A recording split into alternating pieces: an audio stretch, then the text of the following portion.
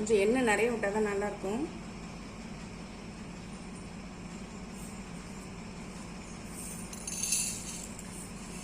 கடுகு, உளுந்தம் பருப்பு,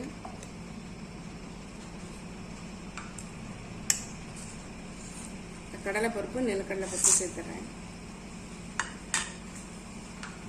கொஞ்சம் வறுபடட்டும்.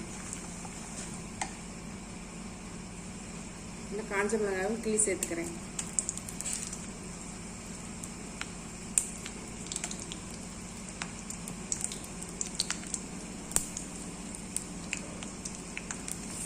கொஞ்சம் கருவேப்பிலை.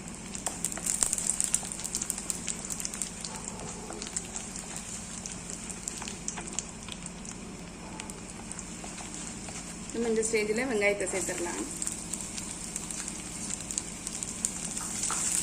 வெங்காயம் வதங்கட்டும். வதங்குற நேரத்தில் இதுக்கு என்ன மசாலாவை ரெடி பண்ணிடலாம். 2 பச்சை மிளகாய், 3 பூண்டு, தேங்காய் 2 பத்தை, கொத்தமல்லி, ஜீரகம், இதெல்லாத்தையும் தண்ணி விடாமல் கோர்ஸாக அரைச்சிட்டு வந்து காட்டேன். அரைச்சிட்டு வந்துட்டேன். இருக்கட்டும். இந்த மசாலாவை உள்ளே சேர்த்துடலாம்.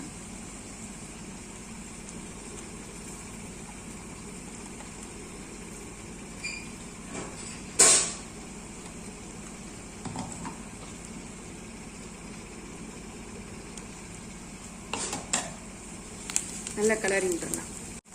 இதில் ஒரு 1/4 டீஸ்பூன் மஞ்சள் பொடி சேர்த்துக்கிறேன்.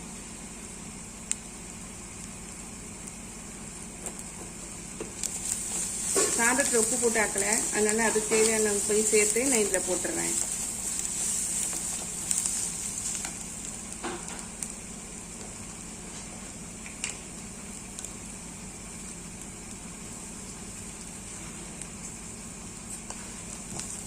இதை மிக்ஸ் பண்ணிவிட்டு இந்த மாங்காவையும் இதுலேயே சேர்த்துடுறேன்.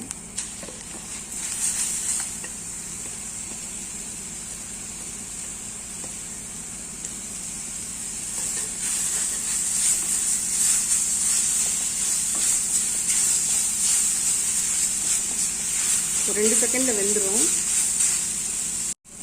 நல்லா வெந்துச்சு பாருங்க. இதை வந்து ஆற விட்டுட்டு சாதத்தில் கலந்துடலாம். சாதத்தில் இந்த பாத்திரத்தில் போட்டுறேன்.